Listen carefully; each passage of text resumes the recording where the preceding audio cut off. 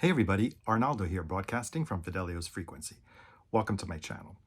It's been a while that I haven't done a new release video. Probably it goes back to 2024, Q3 of or Q4 of 2024. So we're halfway into the year, so I guess this will be a first half 2025 recap of some of the new releases that I have been spinning and some of my favorite ones. So we'll take a deep dive into about 6 or 7, I don't remember, I lost count, of these releases right after our intro.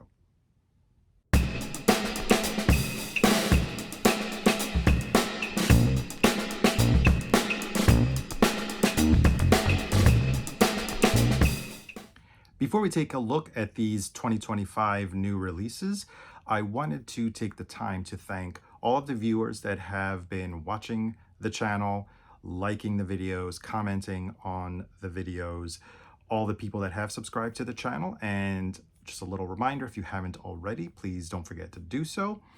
And I also wanted to thank all of the viewers that have come over from the live stream Surface Noise, of which I am almost a permanent fixture of the panel. Surface Noise is hosted on the Concert Buddy channel. If you haven't already tuned in, it is on at 9 Eastern Time in the USA. Please check your other time zones for the appropriate or the exact timing on the Concert Buddy channel, as well as on the podcast version. So thank you to all of the viewers of Surface Noise. Thank you to all of the other viewers of Fidelio's Frequency. So let's start off with the album that is probably, actually most certainly, my favorite of the bunch. There, I said it, my favorite album of the year so far of 2025. It only came out a few days ago. I've listened to it 5-6 times since I got it, whether in physical format and streaming. I was lucky enough to get it a day before release, thanks to the artist website that shipped my order a little earlier. Without further ado, the band is called Pulp. The name of the album is More, and it is their first album in 24 years. After a successful reunion tour from 2024, I guess the band decided that there was still a spark in creating new music. And in November of 2024, these 11 tracks were recorded. And with the help of James Ford, who is an amazing producer, he is probably my favorite producer of the last 10 years. Last year, he produced 2 of my favorite albums, the album by Beth Gibbons, as well as the album by the Pet Shop Boys called Nonetheless. The year before, he also produced one of my favorite albums of 2023, the album by the band Blur, The Ballad of Darren, and this year, another home run with More by Pulp. I got 2 versions. I'm a fan of the band, so I could not resist the opportunity to get 2 different versions, which I'll show you now. This one is the double 45, and it's beautifully packaged in a heavy tip-on jacket spread across 2 black vinyl. And this cover is a work of art. As you can see here, it has this embossing of the word more as well as pulp. Beautiful picture in the front as well as the rear cover. And the inside gatefold has all the lyrics. It's a matte finish, almost reminiscent of old style where you had, the gloss on the front and the matte on the inside. And like I said, it comes in black vinyl and beautifully pressed, quiet, flat. But more importantly, this double 45 version is superior, in my opinion, to the regular 33, which I have, and I'll show you in a minute. Available only on the artist website, so while it's in stock, if you really want to hear this album in its full glory, get the double 45 version. The soundstage is wider, deeper, loads of bottom end, clearer,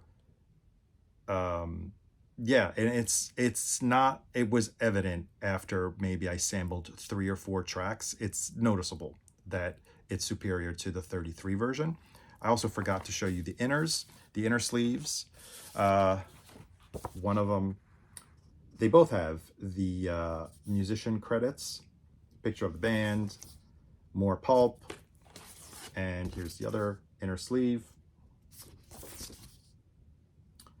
And that's for the double 45 version. The 33 version that I got, there's several out there, different color variants, but I got the made to order white label version, which was only available over the course of the first weekend from when the album was announced for pre-order. And it comes in a very minimalist packaging, total opposite to the very beautiful and lush. This is also nice, but very different, starkly different, because it's only a white cover. The subtlety is that it is entirely embossed with the title and the name of the band. You can see it here. On the back, it's blank, if only for the barcode and the numbering, 5,275. And odd number, probably because that's when they closed the pre-order, and it only had 5,275, so that's all they pressed. It comes with a lithograph, not very creative, just more words, and nothing on the back. There's no credits whatsoever in this edition. You don't know the titles unless you look them up. You don't know anything else. So it looks really like a white label promo. And even the label is, I believe it looks like it could have been stamped with More, as well as the band's name, Pulp, on the other side. But it looks to me that it's actually printed to make it look like a stamp. And now a little bit more about the music in here. A return, a glorious return, I'd have to say.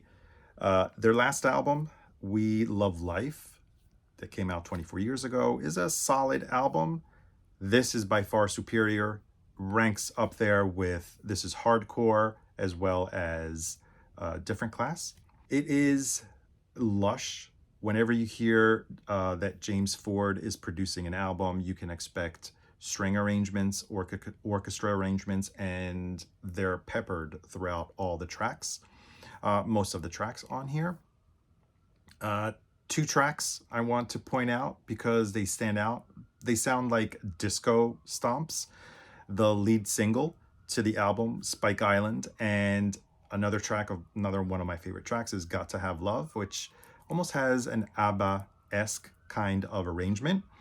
And the reason why I like this, typically lately, I have been shying away from double 45s, especially when it comes to reissues of albums that were meant originally as side A, side B, 1 or 2. And in this case, I think it makes perfectly sense because the last 3 tracks, which are the slower, moodier tracks, are on the 4th side. And it kind of benefits from the fact that you need to take a break and get up and flip the record one more time, because I guess it adds a little layer, a little pause, so you can get ready for the last 3 tracks, which are beautiful, but are a slower tempo. Some of these tracks are very elegant with their arrangements, with their string arrangements. Jarvis Cocker, the main band leader and lyricist of the band, always in stellar forms with his storytelling, and also these one-liners that are very memorable. Probably the one of the many that stood out to me and that is very telling is a line from the song called, I think it's called Grown Ups, and it says that life's too short for bad wine. So go out, enjoy some good wine while you're at it, and don't forget to spin this album by Pulp called More. I guess we're going to work our way backwards in the year. So from an album that came out just a few days ago to an album that came out, I think, the week before, the end of May, And another return after a while, not 24 years, but only 4 years from their last album, which was called No Gods, No Masters. Came out in 2021. This one is a stellar album. I'm really loving it. It is the new album by the band that has been around for 30 years. The band is Garbage, and their new album, Let All That We Imagine Be the Light. This one also a fantastic packaging. And this is the title, which is written on this plastic slip case. And it comes out, it reveals, I guess, the octopus or hydra, I don't know what it is. And beautiful packaging on the back. And yes, the titles are written on the back as well of the slipcase. Beautiful gatefold packaging. Pictures of the band. And I got the Pearl Sunrise vinyl version, which is a beautiful color of the vinyl, which I'll show you. And I don't know if you can tell, but it is kind of pearly. You can probably see a little bit of the shiny glare. And the inner sleeve with lyrics and beautiful artwork. So what are my thoughts on this new Garbage album? They're not reinventing their sound radically, at least let's just say that. But they did come up with a genre back 30 years ago that is unique to them. Headed by Shirley Manson, lyricist and vocalist, who is in fantastic form on this record as well. Put together by Butch Vig, stellar producer from the 90s. They've always blended that electronic, glam sometimes, so electro glam, electro rock, indie, as well as incredible pop hooks and very catchy lyrics. And they do it well. They do it well on this album as well. And a lot of wells here. So where does it rank in my favorites of their discography? I don't know yet. I think I like it more than their last album, which was an excellent outing. But I have to say that this album has my favorite Garbage song ever. I don't think anything else comes close to the closing song on this album. And before we get to that, other stellar songs, There's No Future in Optimism, which is the opening song, and then Sisyphus, which closes side one. And the closer of the album, and my favorite song, is The Day That I Met God. Very spiritual. Reminds me at times, and this is because of the use of maybe some vintage synths on the song, of David Bowie circa the Low Heroes era, but also at times a little ethereal as Goldfrapp. So I want to close off talking about Garbage and reading out the lyrics to this song that really struck a chord with me. From The Day That I Met God, the chorus goes, "And so there I was, face to face with God. It was everyone I ever loved. And I didn't say a word. Let's leave it at that. It was everything I ever wanted." Moving on to the next album, this release, I missed the announcement, the pre-order, and even the tracks that were released leading up to this album.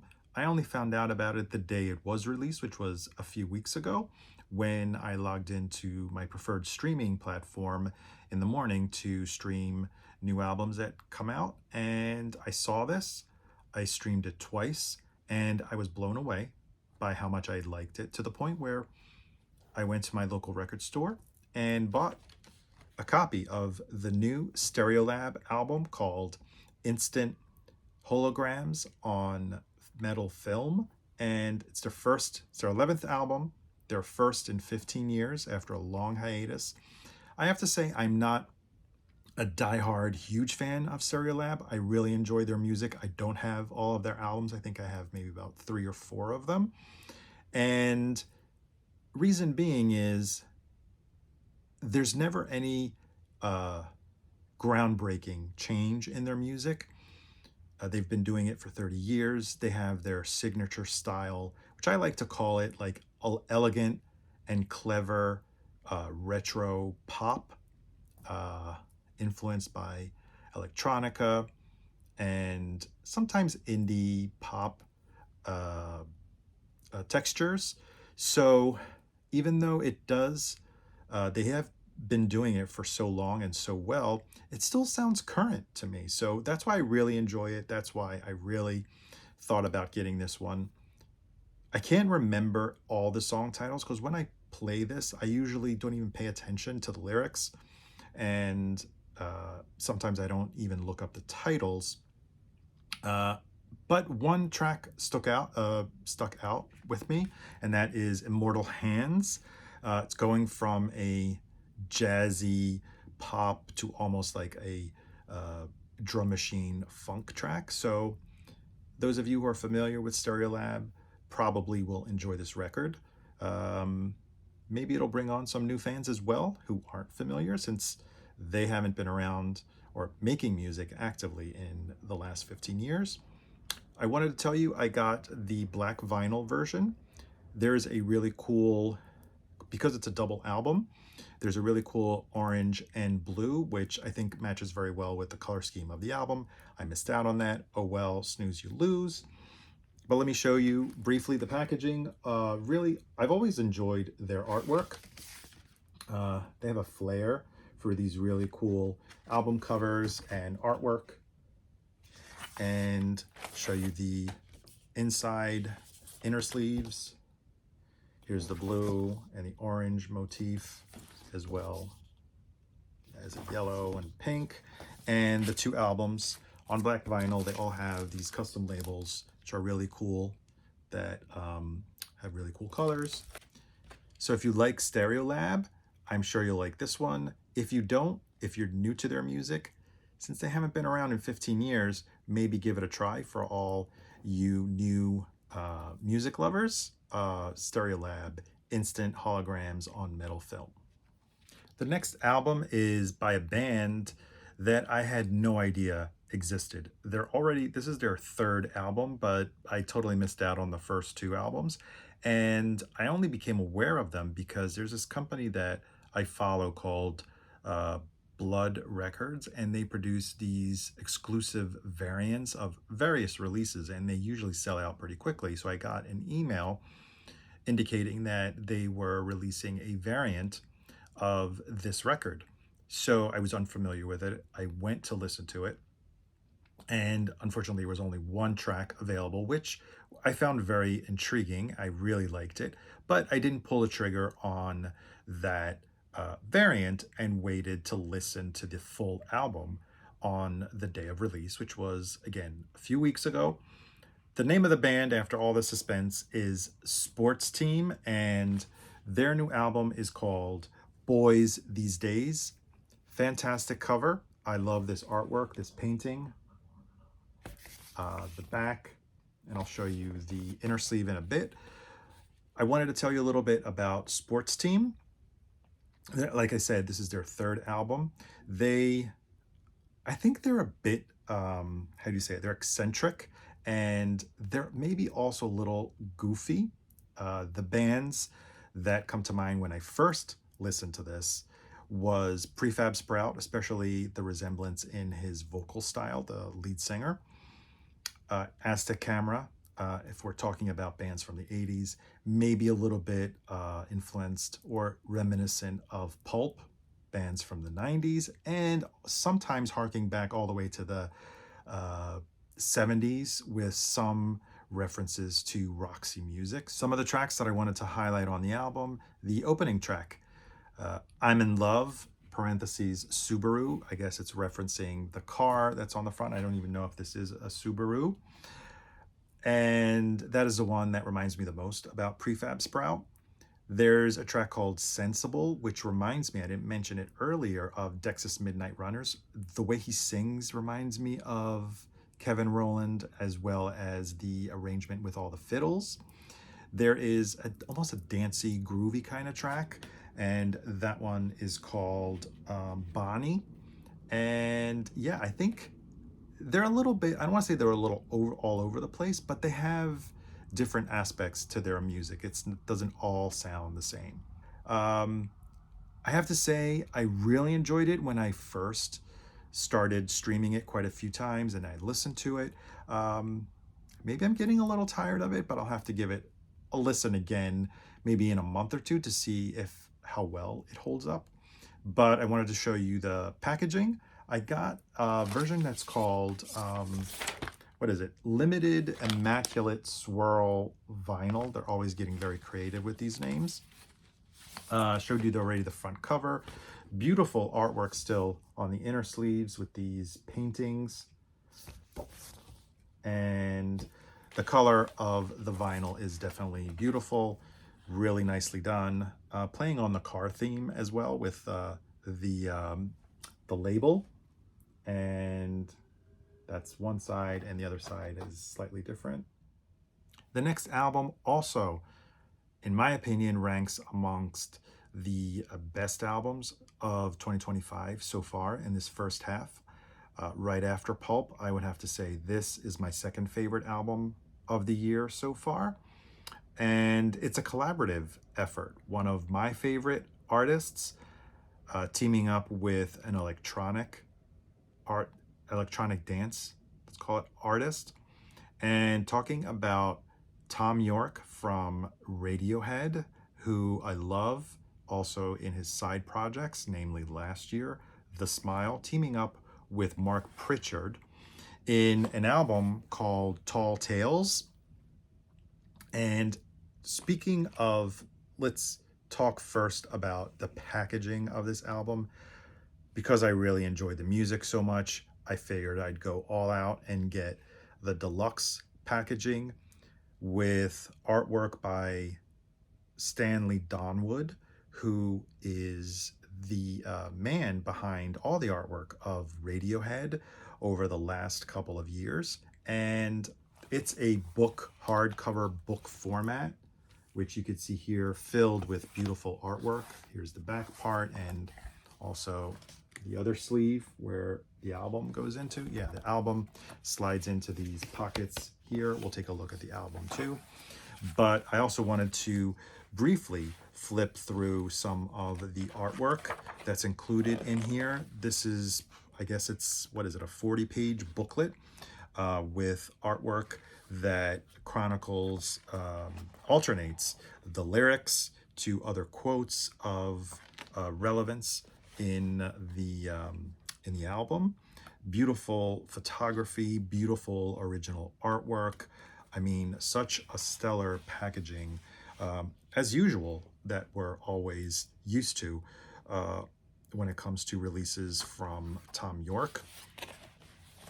I do also want to mention that it comes with a companion video piece, which I have not seen yet. I believe there are, is it 9 videos that accompany, or 1 video per each track that is on the album. This edition comes in black vinyl that is in polyline sleeves. So I guess they care about the vinyl. And so there's not much to show about the black vinyl other than the beautiful custom labels that you have here. And also on the other one. And I have to say, it sounds fantastic. Beautifully pressed, flat, quiet, no issues whatsoever with the quality of the vinyl. Let's talk a little bit about the album. Mark Pritchard is an electronic artist. He is the founder of the 90s dance label Evolution, and he is one half of Global Communication. His initial collaboration with Radiohead and Tom York, I believe, is a remix of a track from In Rainbows, Bloom. Then in 2016, Tom York was featured, his vocals were featured on one of Mark Pritchard's albums. I think it was on the song Beautiful People. And here we are. I think they started working on this album, I want to say during lockdown, during COVID, and because Mark Pritchard, I believe, is based in Australia, in Sydney, they were exchanging ideas, musical ideas, uh, long distance. I think at some point they did get together and put all these pieces together. And the result is Tall Tales. Fantastic album. Really cool track is Buggin' Out, which features a vocal by Tom York that is fed through a Leslie speaker. So a little bit of that Beatles sound of Tomorrow Never Knows. Very electronic influenced, and Krautrock of Neu comes to mind. Kraftwerk as well. And I think this has one of the most beautiful tracks that Tom York has written, or in this case, co-written, and that is called The White Cliffs. As usual, very cinematic, haunting at times. There's times when I listen to Radiohead music and Tom York that it is so captivating that I find myself holding my breath to not ruin the moment. And there are a lot of moments like that on this album. I don't know what else to say. It's my second favorite album so far of the year. Tall Tales by Mark Pritchard and Tom York. The next album I want to talk about has been flying under the radar in the sense that no one is talking about it. No one's made a video about it. I hardly saw any reviews about it. And I think it should get more attention because it's an excellent album from a band that has been around for 30 plus years. And it's called Butter Miracle, The Complete Suites by the Counting Crows. Why is it called The Complete Suites? Because if we go back to, I think it was 2021, they released the first part of this album under the form of an EP, which was called Butter Miracle Suite 1. This contains on side A 4 tracks that are on side B. Yeah, a little confusing, even though it's called Suite 1, on side B of Butter Miracle, The Complete Suites. Side note before we move away from this is side B includes, as you can see here, the track called August and Everything After. Does that remind you of something else? August and Everything After was the debut album, the multi-platinum, commercially successful, critically acclaimed album by the Counting Crows. And if you look closely, across the entire album cover are the lyrics to August and Everything After, which is a track that was never included on the debut album. Probably wasn't even recorded until Butter Miracle Suite 1. And the reason why I say this is because if you can still find this EP, and there are copies out there, I suggest you grab it because August and Everything After did not appear and probably won't appear on any other release in the near future. So let's fast forward to 2025 where we get the Complete Suites. Side A is called Sweet Tooth, and it has the five brand new companion tracks to Suite 1, which is on side B. And there are 5 stellar tracks in addition to the solid suite that is on side B. Amazing songwriting, storytelling that reminds me at times of Bruce Springsteen. Adam Duritz can still sing. He's still accompanied by a killer band, killer musicians. I think 2 members from the original formation are still in the Counting Crows. My favorite song on this, on side A, which are the new songs, is Virginia Through the Rain, probably one of the best songs Adam Duritz has written. The closing track reminds me a little bit, it's kind of Beatlesque, it's called Under the Aurora, but they're all 5 of them are fantastic tracks. For those of you that are familiar maybe with only part 1, the entire suite, the Complete Suites, actually makes perfect sense now that it has been released in its entirety. And I got the black vinyl. There's also a colored variant. So let me show you briefly. That's what the label looks like, and the inner sleeve with the lyrics to both of the EPs, let's call them, of both sides. So just a reminder, pick up a copy if you really love August and Everything After. That is only included on the first part. And of course, the complete suites by Counting Crows. So going back further to the beginning of the year, I think this album came out in March, and I think it is probably the highest selling new release album of 2025 so far. Yes, it's very mainstream, but when it's good music and I enjoy it, I'm a fan. I've been a fan of hers for a long time, and we're talking about Lady Gaga and her new album Mayhem. Yeah, so many people have already talked about it. I don't know what else I can add to it. Solid release. I like it more than her previous official studio album, which came out in 2020, Chromatica. There were a couple of tracks on there that I kind of skipped through. I listened through this one probably in its entirety many times already since it came out. Returned to her more pop, electronic pop albums, slightly darker tones in my opinion. You've heard all the tracks already. They've been playing all over the radio, TV, YouTube, Abracadabra, TikTok, Instagram. I don't know how many fan videos have made. Fantastic track, yeah. She borrows from, rightfully so, legally, from Susie and the Banshees' Spellbound on the pre-chorus, I want to say. Another leading track, Disease. Of course, the ballad that I think broke all of Spotify streaming records. That is Die With a Smile. Stellar ballad with Bruno Mars, and probably two of my favorite tracks. One that reminds me a little bit of Depeche Mode, or I think it's called Killa.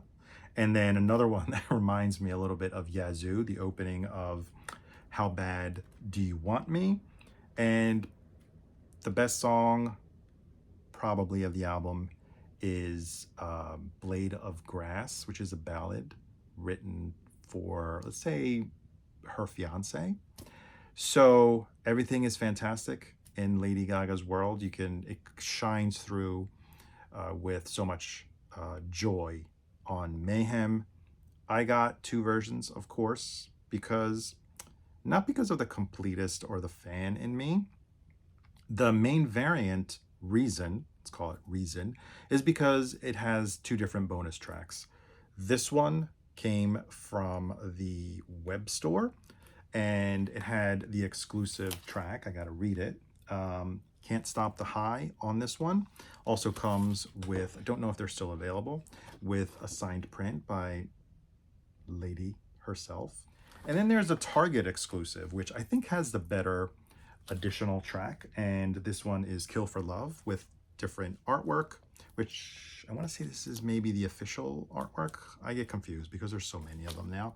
But you have two different ones. And yeah, I just could not pass the opportunity to talk about Mayhem and Lady Gaga. And last but not least, the earliest album of 2025 that I'll be talking about in this batch came out in February, late February. I think it was February 28th.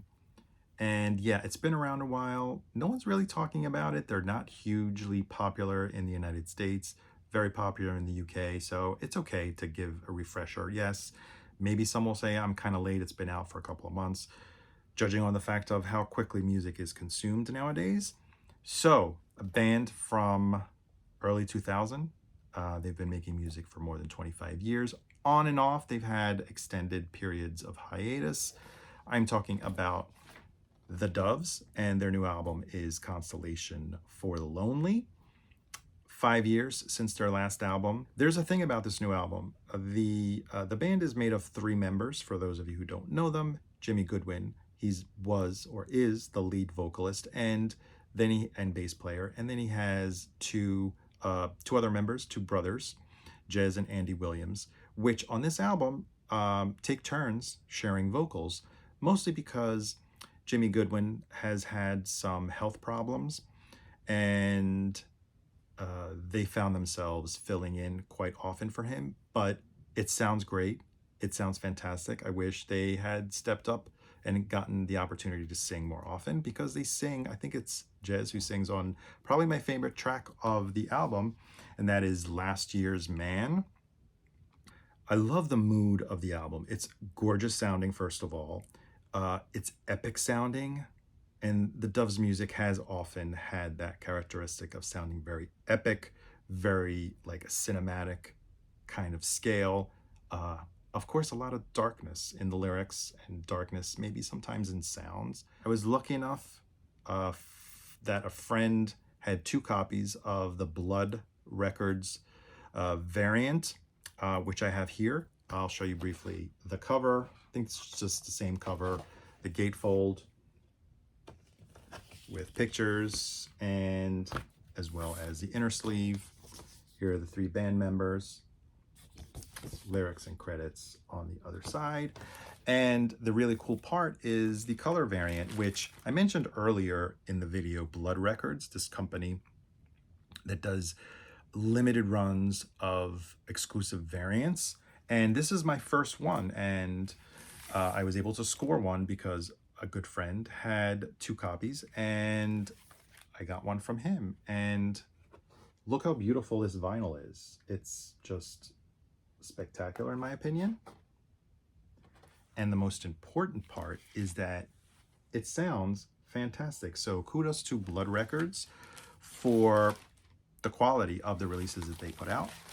And so that's wrapping up for Constellations for The Lonely by the Doves. I guess this was quite a long one. I had a lot of records to talk about. There are a few more 2025 releases that I have been spinning that I did not talk about. Maybe I'll bring them up for year end, or maybe at some point another catch-up video on new releases.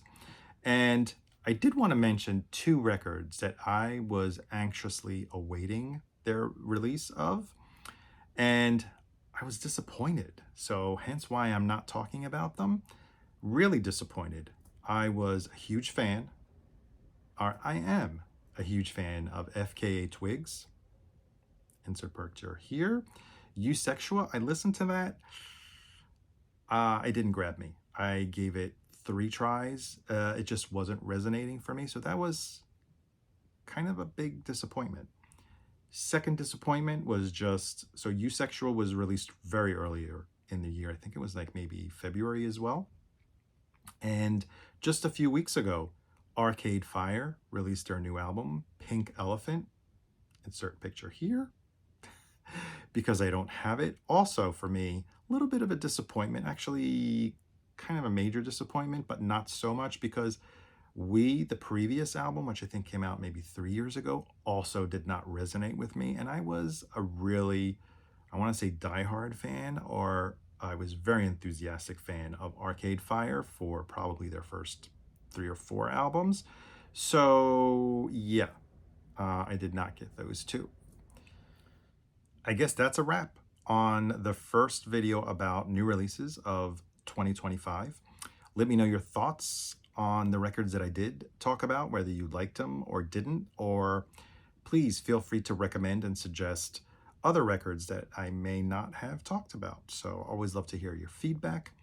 If you did like the video, don't forget to give it a thumbs up, or if it kind of sucked in your mind, give it a thumbs down. I love your participation regardless.